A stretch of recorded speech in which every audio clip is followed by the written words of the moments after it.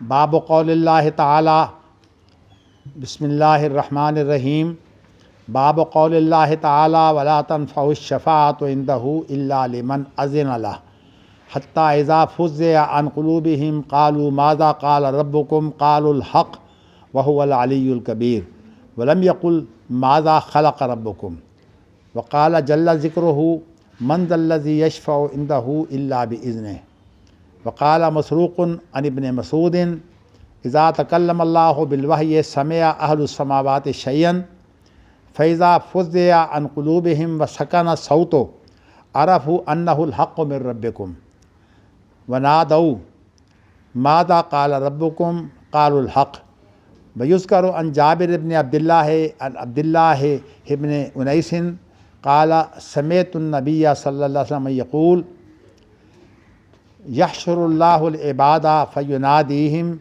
بصوت یسمعہ من بعد کما یسمعہ من قرب انا الملک انا الدیان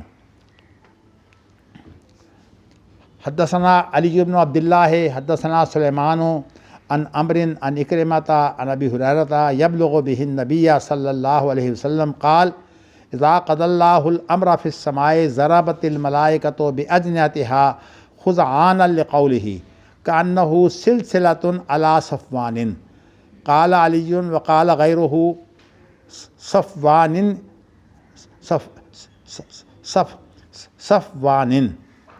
جی ینفذہم ذالک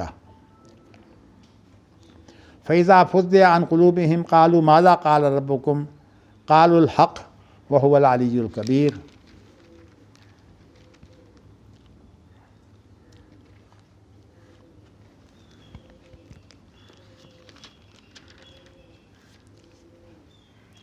آپ کو یہ علم ہے کہ اللہ کی کلام کا مسئلہ ہمارے اسلاف کے لیے بہت بڑی فتنہ اور آزمائش بن گیا تھا، اور اس سلسلے میں بڑے بڑے ائمہ پر جو زیادتیاں کی گئیں اور جس طرح جو ہے وہ انہیں ذلیل کیا گیا، وہ ایک تاریخ کا بڑا حصہ ہے۔ اس پر مولانا ابوالکلام آزاد نے ایک عبدالعزیز کنانی امام ہیں، ان کی کتاب کا ترجمہ کیا ہے خلاصہ کر کے۔ میں نے اردو میں بہت عرصہ پہلے وہ خلاصہ پڑھا تھا، لیکن زیادہ شہرت جو ہے وہ امام احمد بن حنبل کی ہے رحمۃ اللہ علیہ کی، اس لیے کہ امام احمد بن حنبل کو جو ہے وہ اتنے زبردست کوڑے مارے گئے کہ امام احمد بن حنبل کہتے ہیں کہ اگر یہ جو ہے وہ ہاتھی کو مارے جائیں تو ہاتھی بھی چیخ پڑے۔ یہ اللہ کی کلام کے بارے میں امام احمد کا قول واضح ہے، وہ کہتے ہیں کہ اللہ تعالیٰ با اختیار ہیں، ہر چیز پر قادر ہیں، جب چاہیں گفتگو کرتے ہیں، اور جب سوال ہوتا ہے تو سوال کا جواب اللہ بعد میں دیتے ہیں۔ سوال سے پہلے تو جواب کا معنی کوئی نہیں، سوال پیدا نہیں ہوا تو جواب کیسے آئے گا؟ تو ان کا مطلب یہ ہے کہ اللہ کے اختیار پر، اللہ کی قدرت پر کوئی قدغن لگانی اپنی عقل کی بنیاد پر، جیسے میں آپ اللہ کے اوپر اپنی عقل کو حاکم بنا رہے ہیں، حالانکہ آپ کا جسم، آپ کی عقل، آپ کا ذہن جو ہے یہ اللہ کا پیدا کرتا ہے۔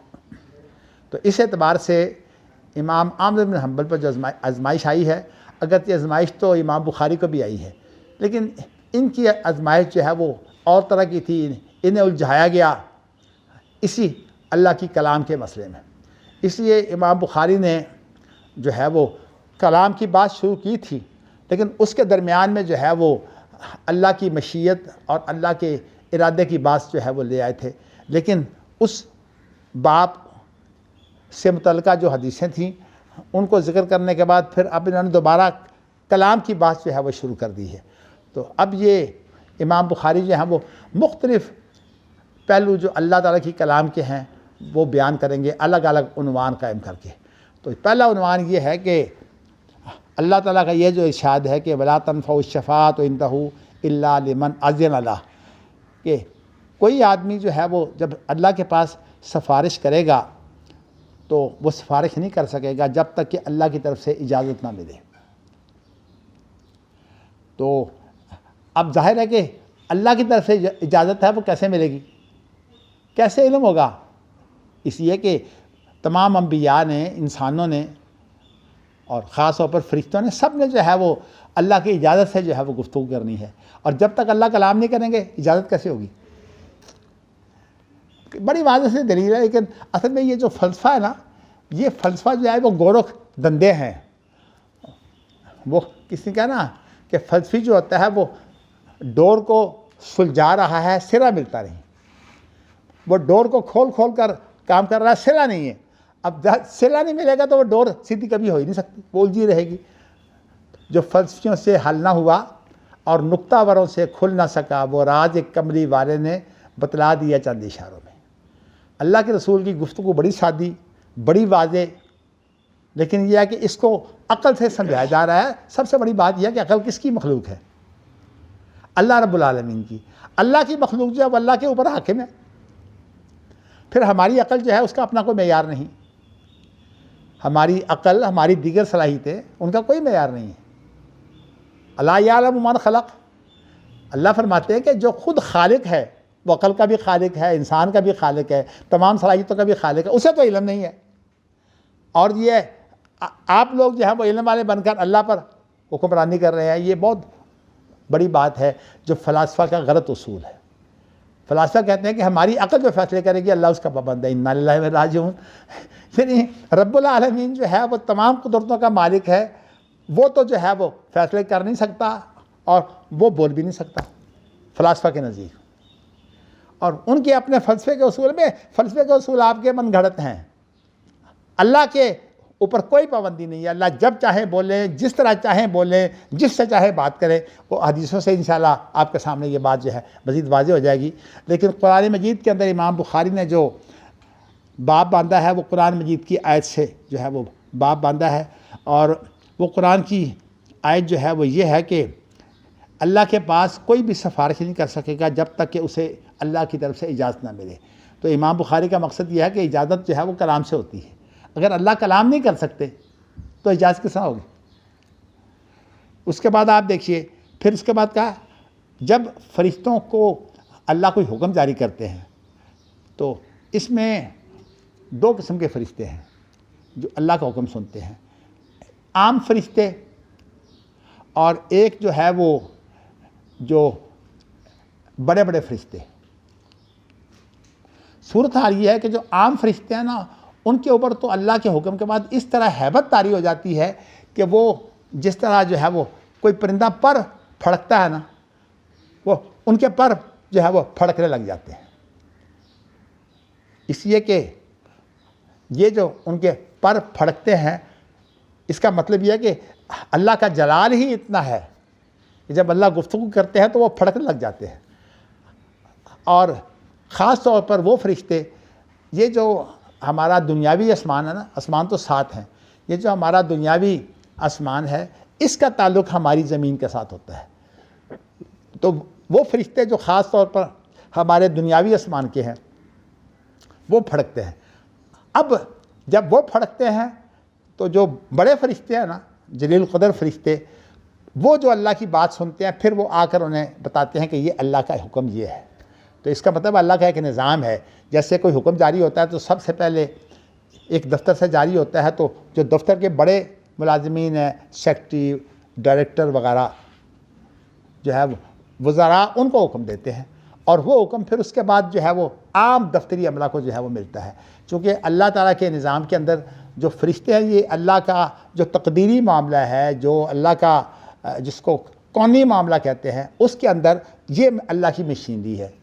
آپ ویسے لفظ ہے بیوروکریسی کا، بیوروکریسی کا اصل ترجمہ تو ہوتا ہے فائلوں کا سسٹم، لیکن یہ اب اس سے مراد اسٹیبلشمنٹ کا معنی جو انتظامی عملہ ہوتا ہے، یہ سارا انتظامی عملہ ہوتا ہے۔ تو کہنے کا مقصد یہ ہے کہ اللہ کا جو تقدیر کے معاملے میں انتظامی عملہ ہے وہ فرشتے ہیں، حتیٰ کہ جان وہ قبض کرتے ہیں۔ اسی طرح جو ہے وہ لے کے آتے ہیں۔ اگر کسی کو جو ہے وہ اللہ کے حکم سے تباہ کرنا ہوتا ہے تو وہ فرشتے تباہ کرتے ہیں۔ حتیٰ کہ یہ بارشیں، ان کے اوپر بھی فرشتے مقرر ہیں، بڑے بڑے فرشتے۔ جبرائیل جو ہے وہ وہی لانے والا ہے، لیکن چونکہ جبرائیل جو ہے وہ وہی کے علاوہ جو ہے وہ تباہی بھی لاتے تھے۔ آپ کو پتہ ہے کہ یہ جو قوم لوط کی بستیاں ہیں یہ جب الٹائی گئی ہیں تو باقاعدہ یہ زمین سے یہ بستیاں جو ہیں وہ اٹھائی گئی ہیں اور اٹھا کر ان کو الٹا دیا گیا ہے. اور وہ جب بستیوں کو الٹا دیا گیا تو جو وہ لوگ وہاں موجود تھے وہ ظاہر ہے کہ جب زمین کو الٹا دیا گیا تو سارے پتھر جو ہیں وہ ان لوگوں پر برسے ہیں. تو وَأَمْطَرْنَا عَلَيْهِمْ مَطَرًا، اللہ فرماتے ہیں ان پر ہم نے پتھروں کی بارش کی اور وہ پتھروں سے ہی جو ہے وہ کچل کر مار دیے گئے. تو لوط علیہ السلام اور جو ان کے ساتھ کوئی ایک آدھا آدمی ہوگا، میں گنتی نہیں جانتا، لیکن بات یہ ہے کہ بڑی تکلیف بات ہے کہ بیوی بھی جو ہے وہ دشمن. اس کی وجہ یہ بھی تھی کہ یہ جو لوگ تھے نا یہ ساری بیوی کی برادری تھی. لوط علیہ السلام اپنے علاقے میں نہیں، وہ اپنے سسرال میں رہتے تھے اور اس لیے ساری برادری جو ہے وہ بیوی کی برادری تھی. اور لوط علیہ السلام کی جو ہے یہ کمزوری تھی کہ سسرال کو کنٹرول نہیں کر سکتے تھے کیونکہ بیوی ان کے ساتھ تھی اور ان کو تمام خبریں جو ہے وہ بیوی دیتی. تو اس لیے اگرچہ آل لوط کا لفظ آیا ہے، اصل میں لفظ آل جو ہے یہ صاحب مشن کے لیے استعمال ہوتا ہے، چونکہ لوط علیہ السلام جن لوگوں کی طرف بھیجے گئے ہیں ان کا مشن وہ قبول کریں یا نہ کریں، ان کا مشن جو ہے وہ تھا جو لوط علیہ السلام کا مشن ہے. انہوں نے جنہوں نے مشن چھوڑ دیا وہ کافر نافرمان ٹھہرے. اس لیے لوط علیہ السلام بڑے ہی پریشان تھے جب وہ 4 فرشتے آئے تباہی مچانے کے لیے. تو پہلے وہ حضرت ابراہیم کے پاس گئے تھے، انہوں نے حضرت ابراہیم کو جو ہے وہ بشارت دی کہ اللہ آپ کو بیٹا دے رہے ہیں. اس بشارت کے بعد پھر حضرت ابراہیم علیہ السلام کو انہوں نے بتایا کہ ہم فرشتے ہیں. پہلے تو حضرت ابراہیم پریشان ہوئے، جانتے نہیں تھے، انسانی شکل میں آئے تھے، بڑے خوبصورت شکل میں آئے تھے. تو حضرت ابراہیم پریشان ہوئے، لیکن پھر بعد میں جب انہوں نے بتایا کہ ہم تو اصل میں فرشتے ہیں، آپ فکر نہ کریں، لیکن وہ اتنے پریشان ہوئے ہیں کہ کہتے ہیں کہ الیس منکم رجل رشید، کہیں تو لوگوں سے کہتے ہیں تم میں سے کوئی بھی بھلا مانس نہیں ہے. اور اسی طرح کہتے ہیں کہ او آوی الی رکن شدید، کاش کہ میں مضبوط رکن کے ساتھ جو ہے وہ اپنا تحفظ کر سکتا. مراد یہ ہے کہ میری برادری اگر ہوتی تو میں ان کے ذریعے سے تحفظ کرتا. اب یہاں برادری تو ساری بیوی کی ہے. تو اس اعتبار سے لوط علیہ السلام کا جو معاملہ ہے تو اللہ تعالیٰ نے ہر قسم کا نظام بنایا ہے.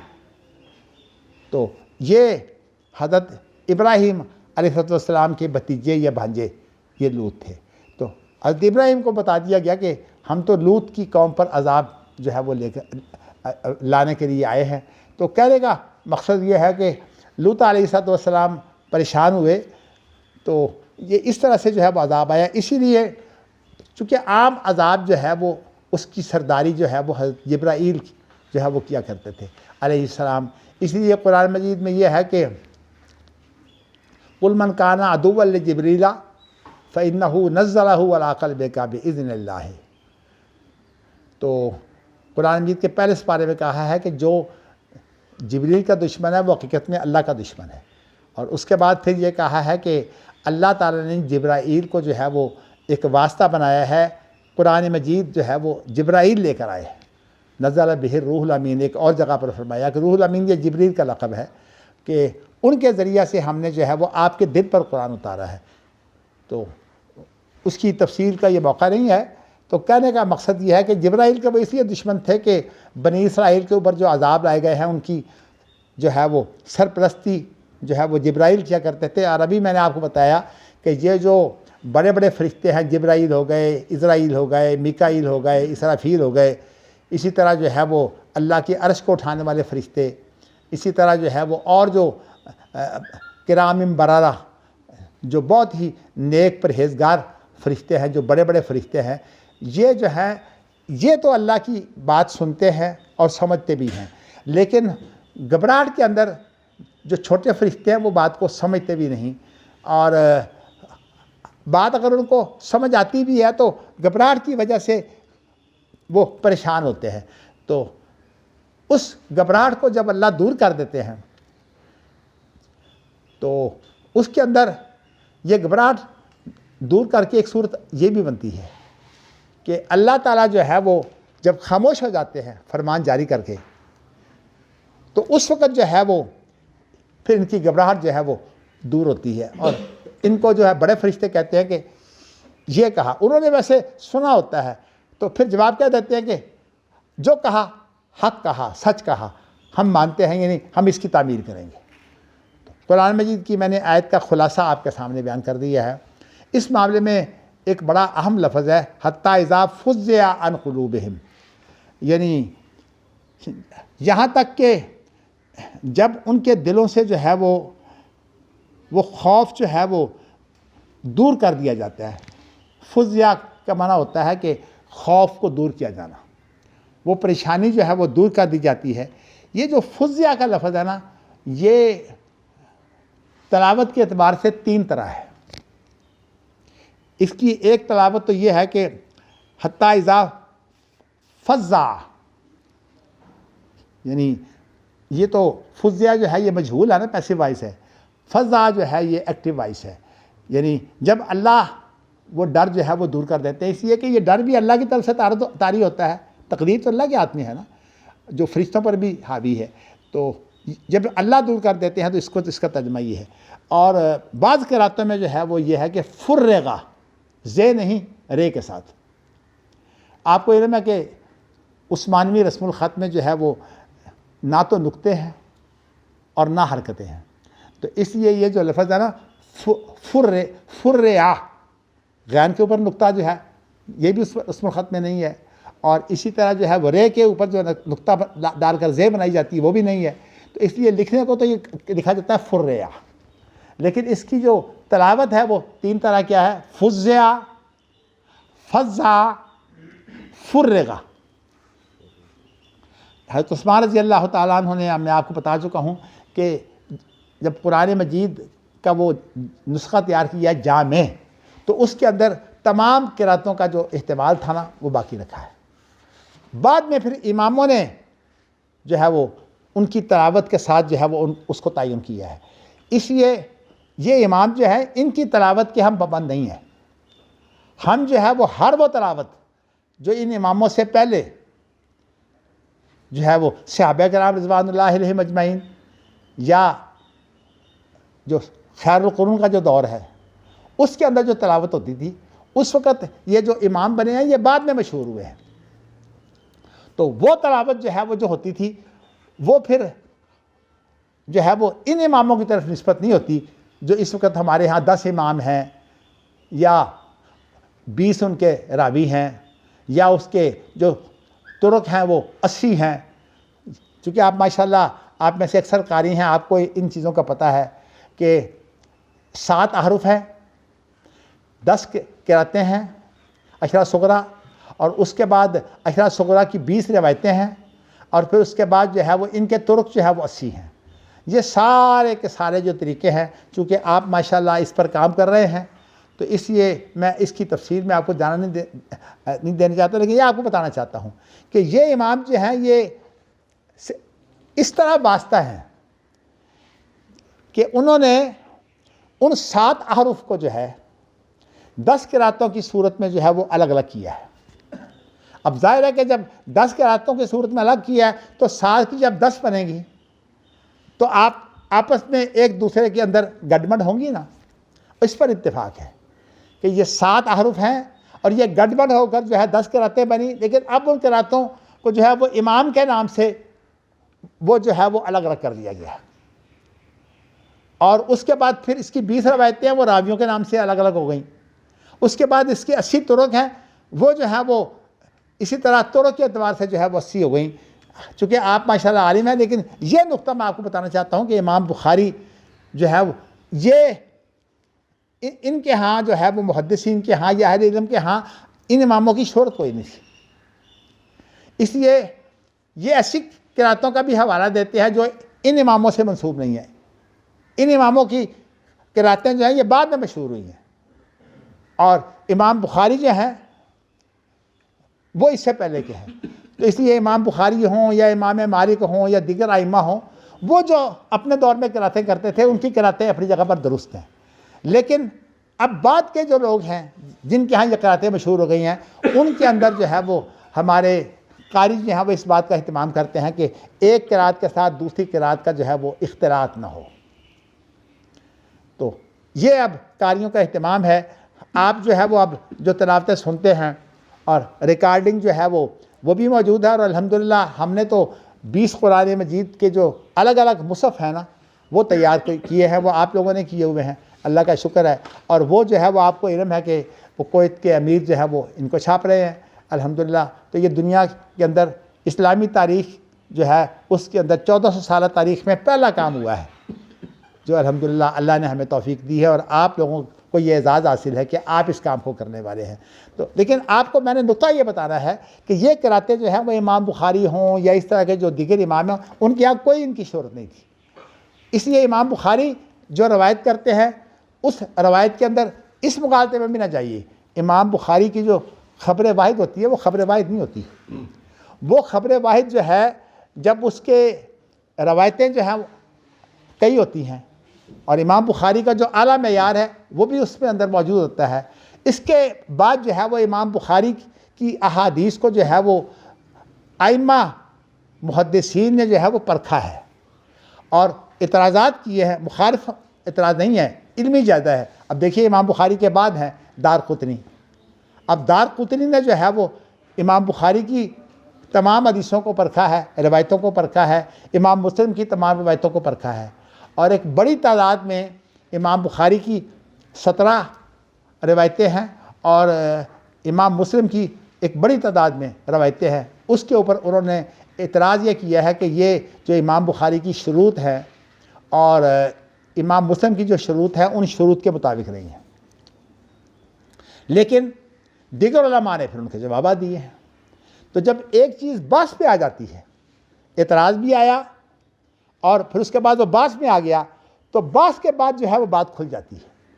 تو اس لیے جب بحث کے بعد اتفاق ہو گیا تو اس کے بعد اتفاق اس بات پر ہوا ہے کہ بخاری کی صرف 2 روایتیں ایسی ہیں جو بخاری کی شرط پر نہیں ہیں، اور مسلم کی 17 روایتیں وہ ہیں جو مسلم کی شرط پر نہیں ہیں.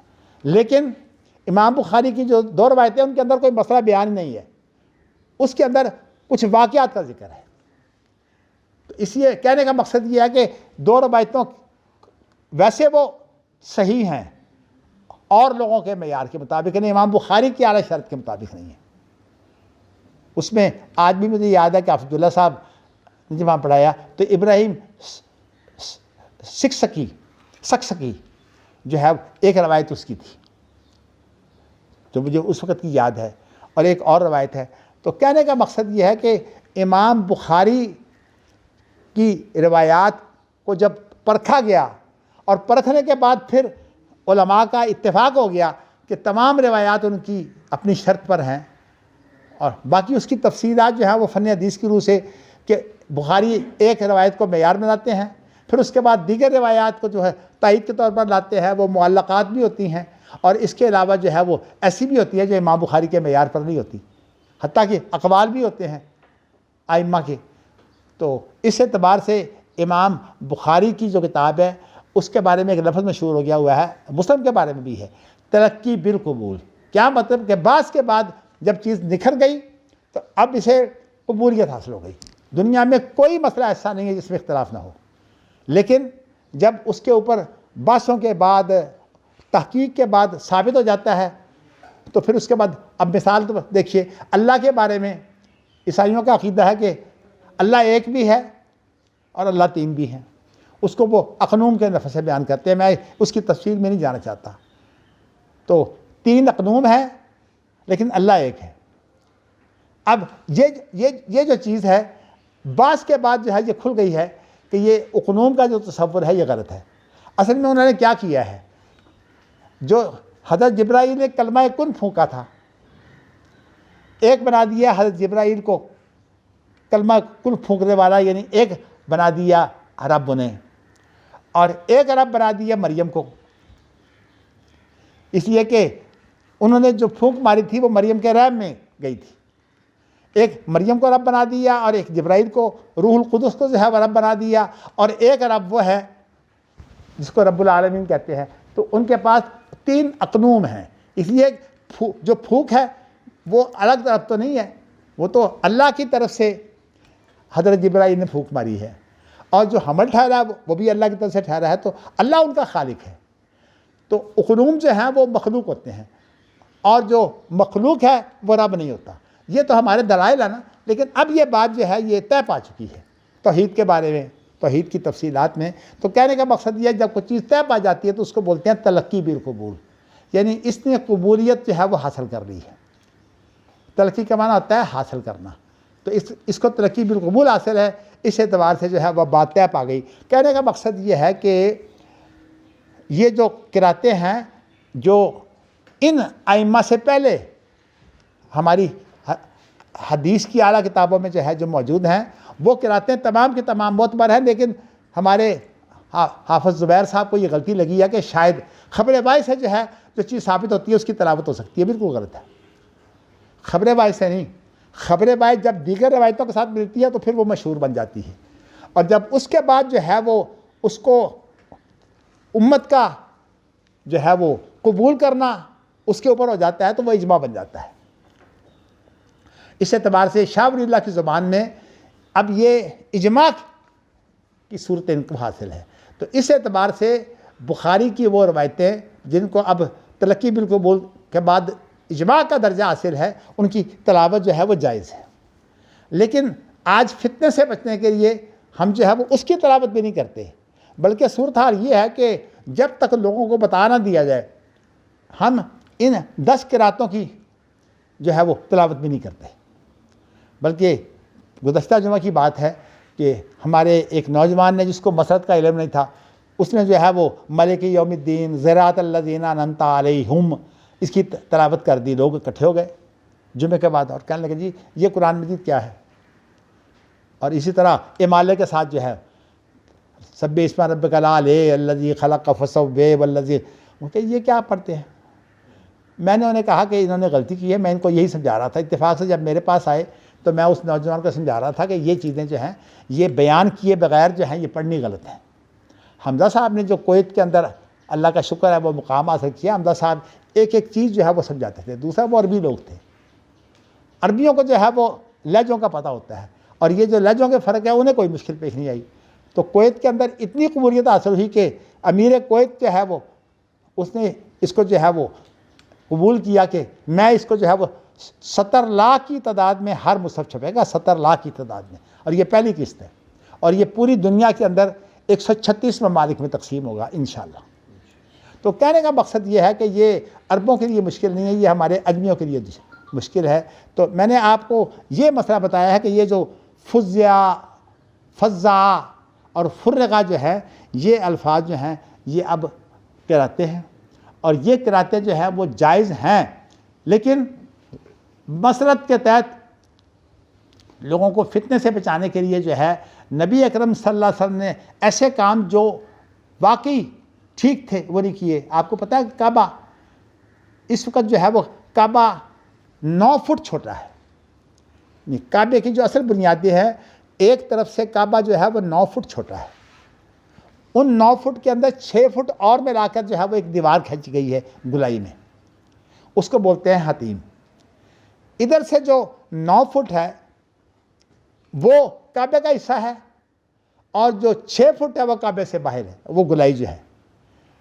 اور نبی اکرم صلی اللہ علیہ وسلم سے کہا گیا کہ ہم کعبے کے اندر نماز پڑھنا چاہتے ہیں، آپ نے فرمایا کہ یہ جو 9 فٹ کا حصہ ہے اس کے اندر نماز پڑھ لو، کعبے کے اندر نماز ہو جائے گی۔ لیکن نبی اکرم صلی اللہ علیہ وسلم نے جو ہے وہ اس کو پورا نہیں کیا۔ آپ نے فرمایا کہ حضرت عائشہ رضی اللہ تعالیٰ عنہا کو مخاطب کرتے ہوئے کہ اے حمیرہ، ان کا لقب ہے حمیرہ، کہ حمیرہ تمہاری قوم جو ہے وہ نئی نئی مسلمان ہوئی ہے، میں نہیں چاہتا کہ ان کو کسی فتنہ میں ڈالوں۔ اور آج جو نبی اکرم صلی اللہ علیہ وسلم کا جو روضہ ہے، سعودی حکومت معاہد ہونے کے باوجود جو ہے وہ اس روضے کو نہیں چھیڑتی، انہوں نے باقی تمام روضے جو ہیں وہ ختم کر کے ان کو عام قبریں بنا دیا ہے، لیکن اس روضے کو وہ نہیں چھیڑتی، اس لیے کہ یہ فتنہ بن جائے گا۔ حالانکہ اس پر جو ہے وہ ہندوستان یعنی پاکستان بننے سے پہلے سید نذیر حسین کے بہت بڑے عالم ہیں، ہمارے والد صاحب ان کا بہت زیادہ ہی نام لیتے تھے، مولانا بشیر شاہ سوانی، یہ جو بھوپال کے اندر جو حکومت تھی ملکہ کی، جن کے شوہر جو ہیں وہ نواب صدیق حسن خان تھے، یہ وہاں ملازم تھے، اور انہوں نے جو ہے وہ بھوپال کے اندر بڑا کام کیا ہے، اور یہ وہی ہے جنہوں نے مرزا غلام احمد قادیانی سے مناظرہ کیا تھا سید نذیر حسین کی جگہ پر، اور مرزا غلام احمد قادیانی بھاگ گیا تھا، بات لمبی ہو جائے گی۔ تو کہنے کا مقصد انہوں نے ایک کتاب لکھی ہے جی، وہ کتاب جو ہے کہ وہ کہ یہ ہے کہ اس کتاب میں انہوں نے یہ اس کا مفہوم ہے کہ اس وہم کو میں دور کرنا چاہتا ہوں جو شیخ دہلان ایک بہت بڑا بدعتی تھا مکہ مکرمہ میں، اس نے جو بدعت کی بات کی ہے، میں اس بدعت کو زائل کرنے کے لیے جو ہے وہ کتاب لکھ رہا ہوں۔ اور وہ کتاب جو ہے وہ چونکہ ہندوستان کے علماء فلسفے اور منطق کے بھی ماہر تھے، انہوں نے بہت سی منطقی باتیں، منطقی انداز کی باتیں کی ہیں، وہ بڑے بڑے علماء کو سمجھ نہیں آتی، اتنی موٹی کتاب ہے۔ تو کہنے کا مقصد یہ ہے کہ ہمارے علماء نے بھی اس پر بڑا کام کیا ہے، اس کے اندر انہوں نے یہ ساری بات کی ہے روضے کے بارے میں۔ لیکن بات جو ہے وہ میں نے آپ کو بتایا کہ اصل بات مسلط کی ہے۔ نبی اکرم صلی اللہ علیہ وسلم نے اس مسلط کا دھیان رکھتے ہوئے یہ کام کیا، اور اس کے بعد عبداللہ بن زبیر کو نبی اکرم صلی اللہ علیہ وسلم کی خواہش بھی موجود تھی، جب وہ حجاز کے خلیفہ بنے ہیں تو انہوں نے پہلا یہ کام کیا کہ انہوں نے کعبے کو پورا کر دیا، اور اس کے دروازے جو ہے وہ 2 کر دیے، دروازہ اونچا ہے وہ بھی نیچا کر دیا جو ایک دروازہ ہے حجر اسود کے پاس، اور اس کی پشت جو ہے وہاں بھی ایک دروازہ جو ہے جو نبی اکرم صلی اللہ علیہ وسلم نے بتایا تھا کہ یہ دروازہ بھی ہے، انہوں نے اس کو بھی جو ہے وہ نیچا کر دیا۔ لیکن بعد میں جو ہے وہ جب انہیں شہید کر دیا گیا تو حجاج بن یوسف نے دوبارہ جو ہے وہ ان پر یہ الزام لگایا انہوں نے کعبے کی تبدیلی کی تھی، دیکھیے نا، اور اس بنا پر جو ہے وہ کعبہ پھر دوبارہ اسی طرح بنا دیا گیا۔ لیکن اس کے بعد پھر کسی نے جو ہے اس کو چھیڑا نہیں کہ یہ بار بار کا فتنہ جو ہے کوئی پورا کرے گا کوئی کم کرے گا۔ انہوں نے کہا مسلط اسی میں ہے۔ میں بتانا ہی چاہتا ہوں کہ مسلط یہ ہے کہ آپ جو ہیں وہ جب تک لوگ